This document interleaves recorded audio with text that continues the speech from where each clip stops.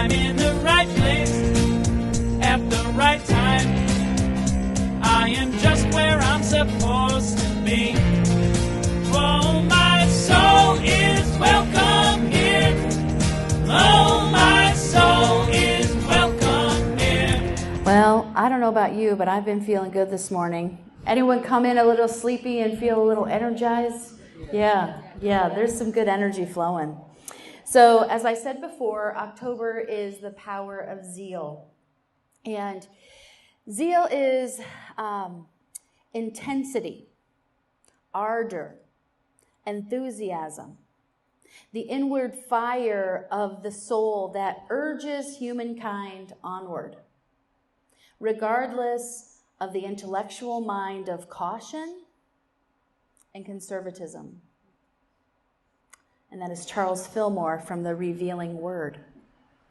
I love that word ardor because one of my absolute favorite books is Pride and Prejudice by Jane Austen. And when Mr. Darcy finally proclaims his love, he says, "I must tell you how I most ardently adore you and love you." And I thought, wow, that is exactly every girl's dream. Every person's dream, to have someone so passionate that they ardently love you.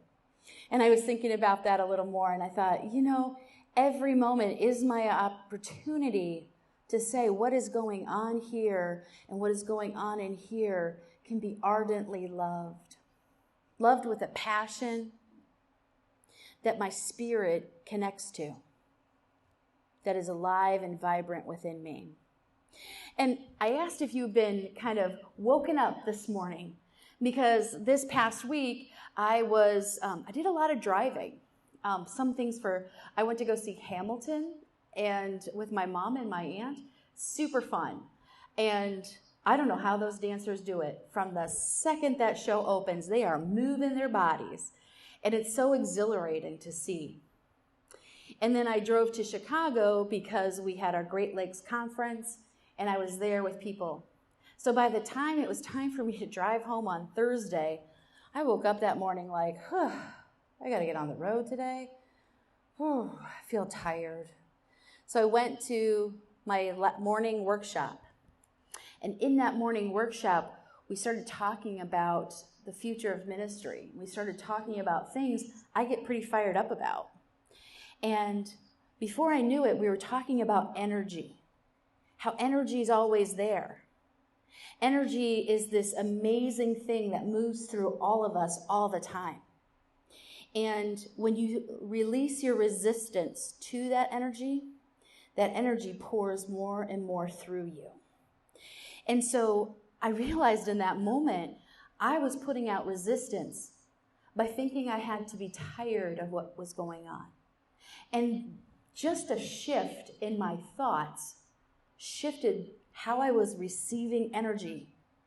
And I drove home with this great, energetic, enthusiastic. I wasn't falling asleep at the wheel, thank goodness. That's a bad thing, I hear.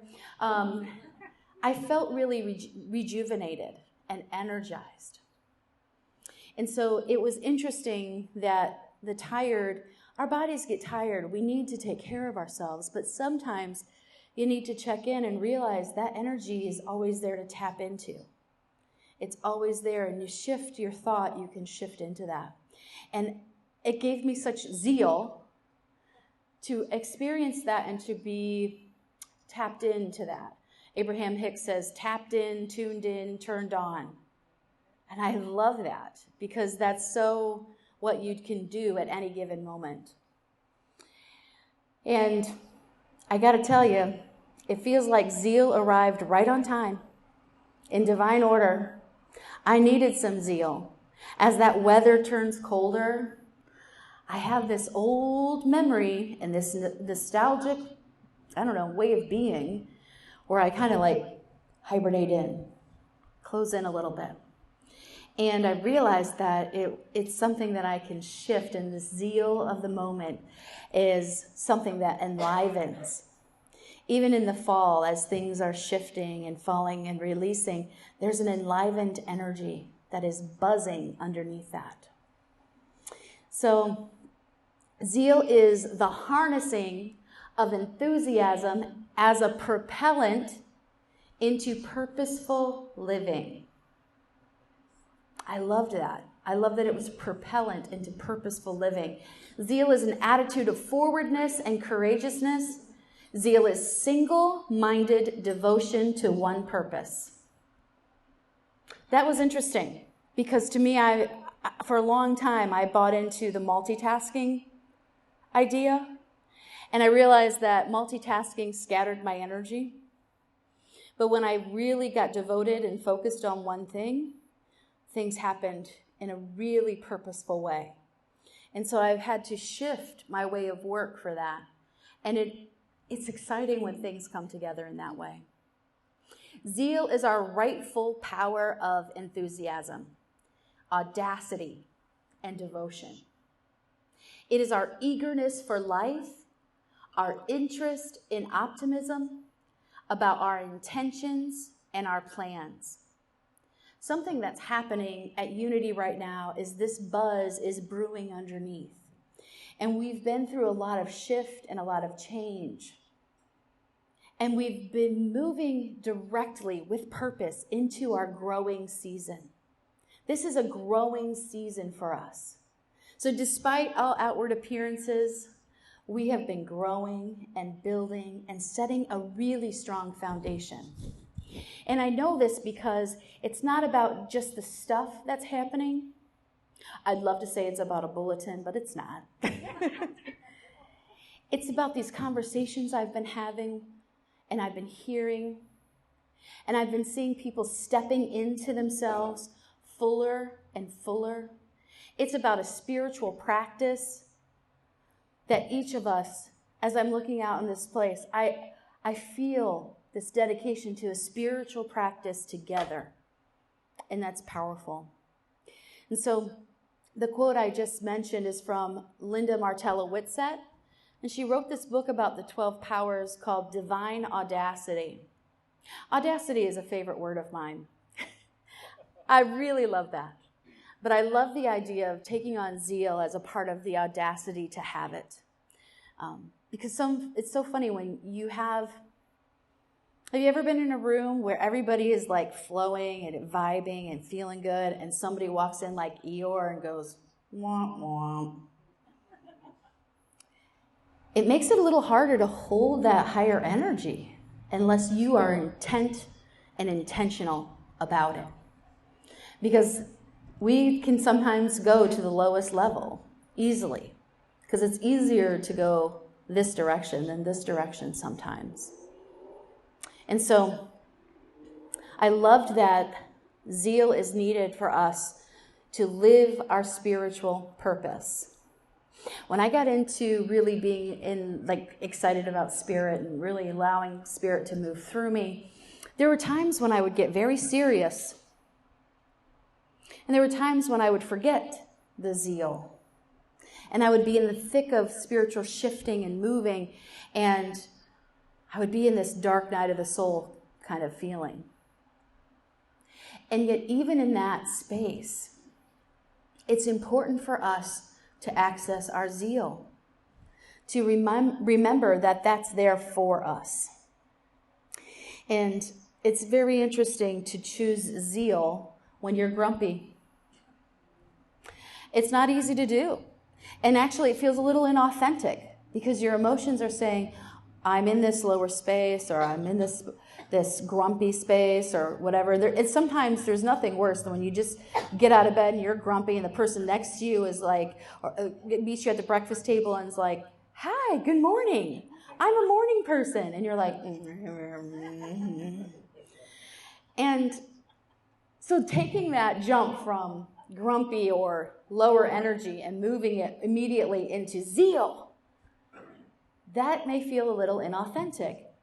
But again, I refer back to Abraham Hicks. She talks about choose the next best emotion. Emotion helps us to move and shift. Emotions are there actually for us. And so using the next best thing just helps us to move and shift towards zeal. And sometimes knowing that you are moving intentionally towards zeal moves you there even faster. And it feels good to be in that space. So what I'd like to invite you to do is feel the zeal. I want you to take a minute right now and check in with your body. Check in with your body. And any place something feels slower, stuck, a little achy, I want you to invite it to feel the zeal. I want you to intentionally think of this beautiful golden energy moving into those places within us that are filled with the power of zeal.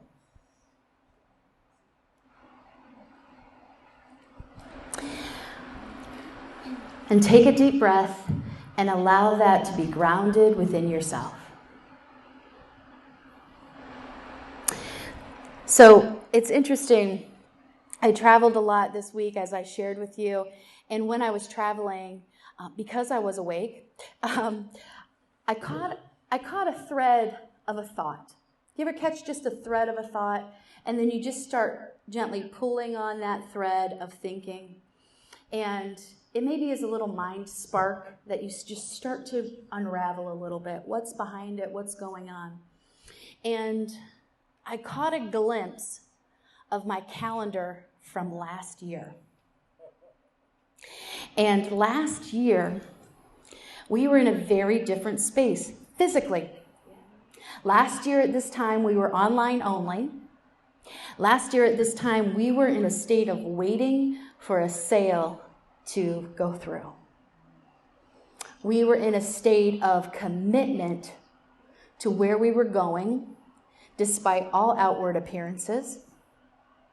We were in a state of releasing things that were precious to us, releasing things that we knew we were called to release to get to the next phase.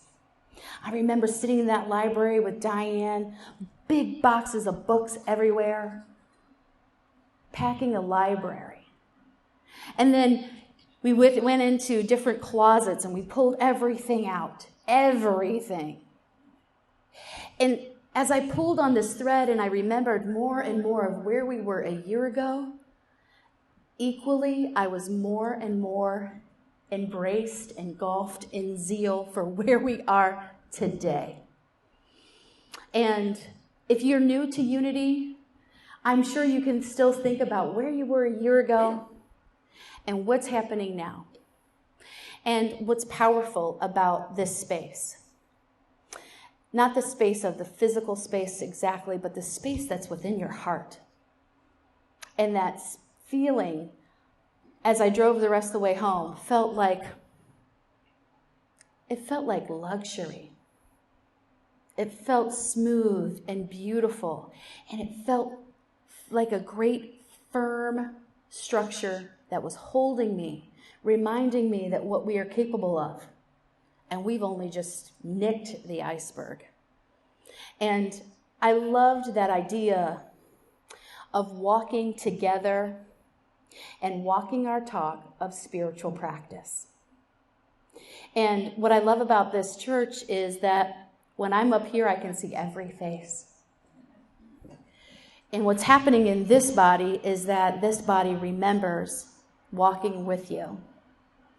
And I remember what it takes to do that, and I trust. And because we had that experience together, there's a trust that is built. And it's interesting when I talked about energy.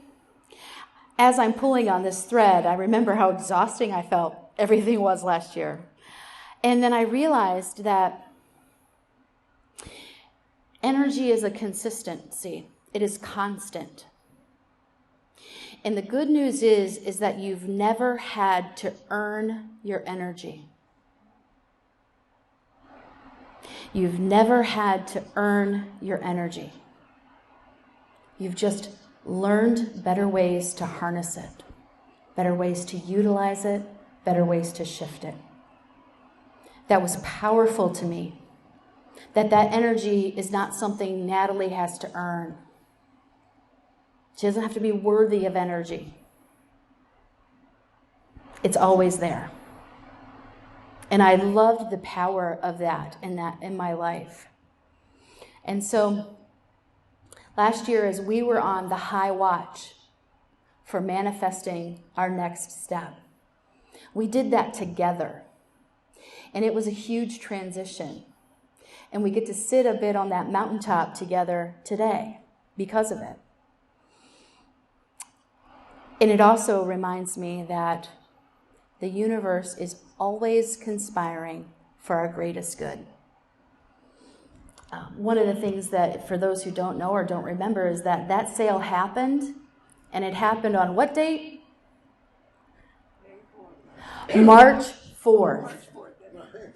It was marching orders, March 4th. And it was a beautiful synchronicity of the universe. And so as we're going through what we do here and the joy of what we do here, one of the things that I get to do is I'm in Prosperity Plus 3, which is a class that focuses on your prosperity and the way you think about prosperity and the energy and the zeal of prosperity. And so it's fun to be in this class, and I say it every time, it's life-changing, but it's so magical to see what shows up. And there's been some powerful things showing up.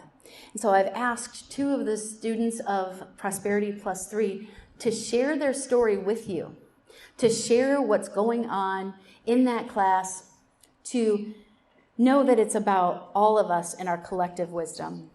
So I'd like to invite Jan Moore up, and she's going to share with you her experience.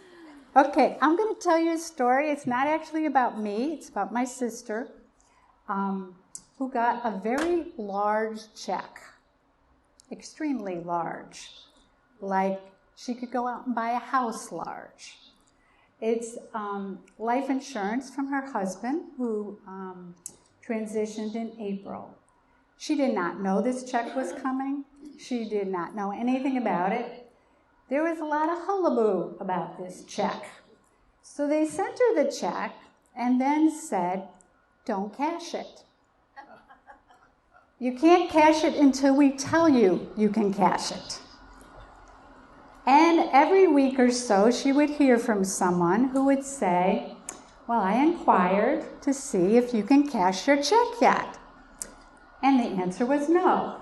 This went on for a little over a month. So my sister took a copy of the check, made a photocopy of it, put it on her refrigerator. And every day she would talk to the check. And every day she would release all her resistance to her not being able to cash this check. She even began kissing the check. Okay? So this was a regular thing. And the other thing, I sent her, that little piece of paper. I can't pick it up because I don't have any hands.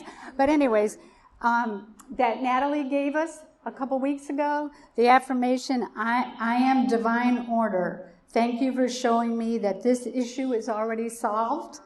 I sent it to my sister. So she started saying that every day. So one day she calls me up and she says to me, how much do I owe you? And I'm like, what? I had given her some money a couple years ago, never expecting it back, never caring that I got it back. She needed it, I had it, whatever, I said, oh, I have to think about it. And then I told her, and I'm going out and I'm going back home to see my sister for Thanksgiving.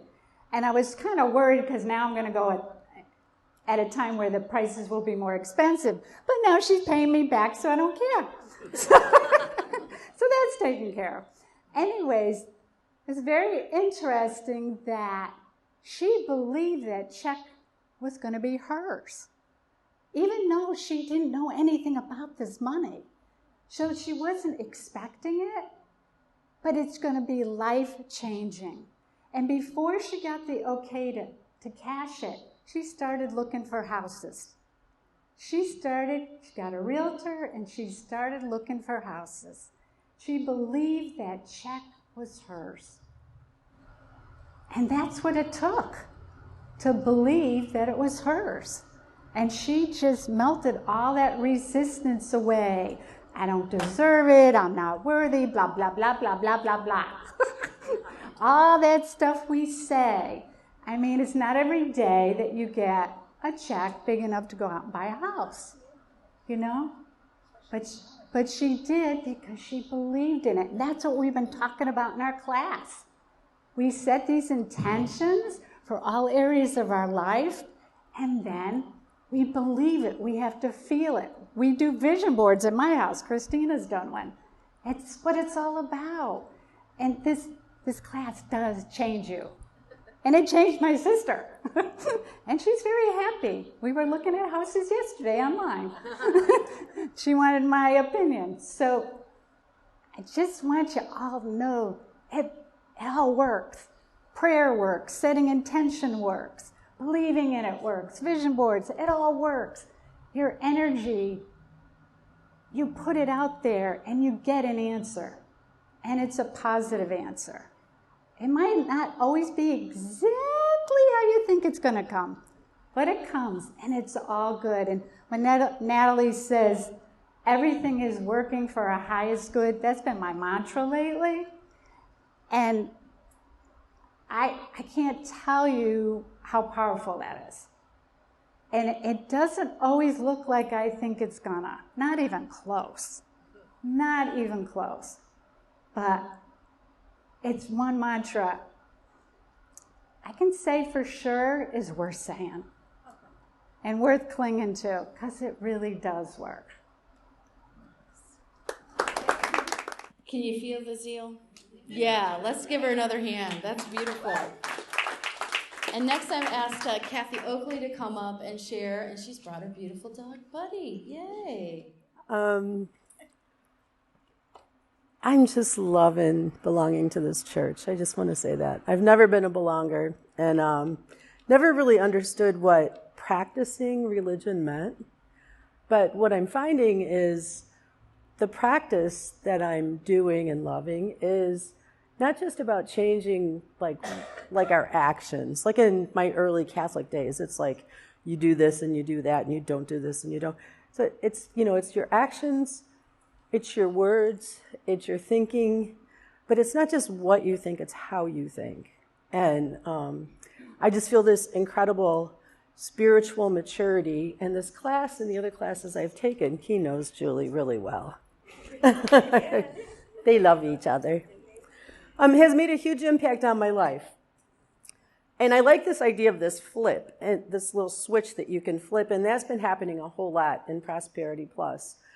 One of the reasons I signed up for the class is that I found that I have these recurring thoughts that are deficit thinking, like negative stuff. And the idea of a class called Prosperity Plus just seemed like, well, that's like almost the exact opposite, right? So maybe I can shift some of this. And I'm shifting it a whole lot. And as many of you know, I have 2 teenagers, and it's transformed my life in many ways. And one of the shifts that's happened in Prosperity Plus is that I always had been thinking about these kids as victims, right? Like, oh, these poor kids, they've been through so much. Their whole life is going to be affected, like just all this negative, poor, victimized children. And I have shifted in my head the thought that all the abundance in the world is, I'm going to cry. I'm sorry. I didn't think I'd get emotional. It's theirs. It's all theirs. And it's so funny how it shifted my relationships with them, but also what they're doing and how they're achieving and how they're succeeding. And I set that down. Am I okay? Okay. That little flip, thank you, darling, is just amazing. Another little thing related to my experience with the children is that I'm on the road to retirement. I mean, I've been saving every penny. I've been dealing with my finances. I've been, everything is in line for my next steps of not working and being able to have a fulfilled retired life. And so that was a concern, the finances.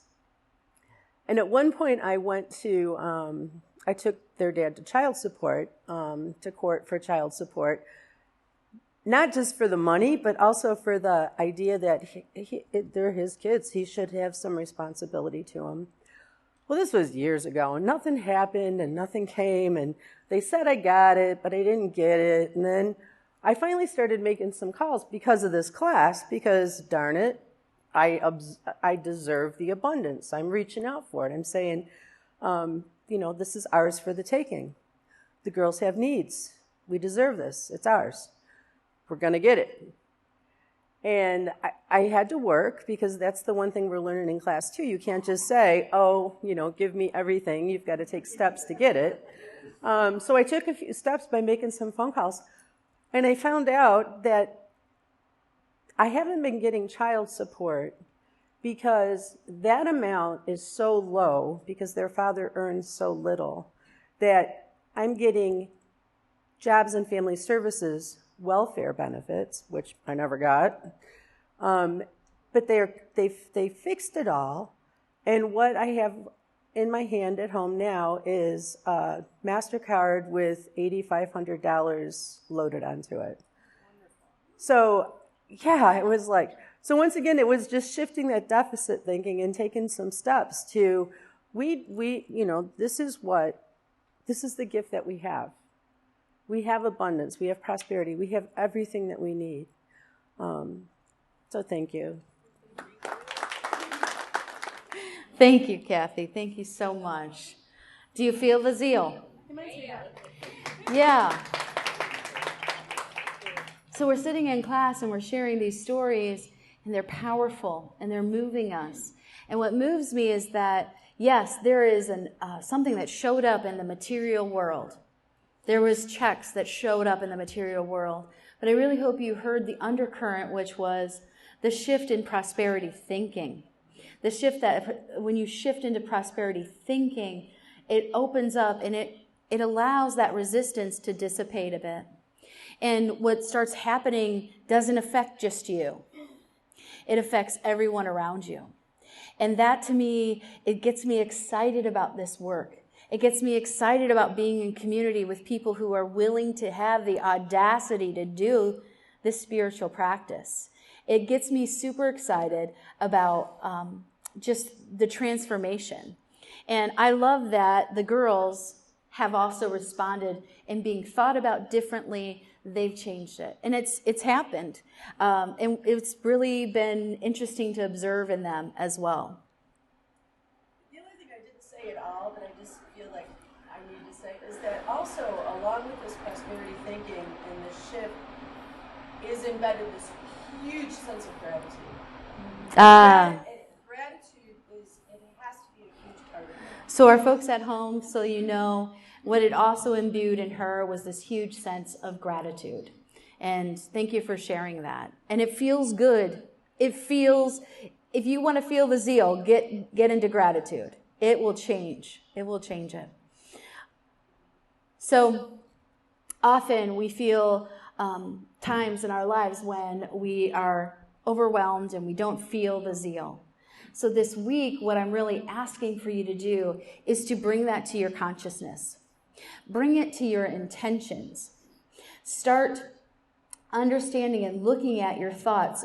What thoughts are you pulling on that thread? And can you pull that thread through the power of zeal? Can you move it through that? Can you allow it to just drop these illusions of resistance and allow that zeal to come through? And so one of the reasons I had you picture it in your body is because it does shift.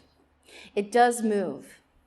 And the power of your brain is powerful. But it's just one of the tools that help us in this process. And feeling that zeal is important for the shift, and it's important to access the energy that is always there for you. So I just want to remind you, you never have to earn the energy. It's always there for you. And meditation is a wonderful place to access that. And if you ever wanted support in meditation, please contact us. We are here to support you, and we are here to help you in that process. So this week, as you place your vision on your intentions, as you release some of your resistance, put in front of you this beautiful power of zeal and feel the zeal. Say that again with me. Feel the zeal. Wonderful. Let us move into prayer.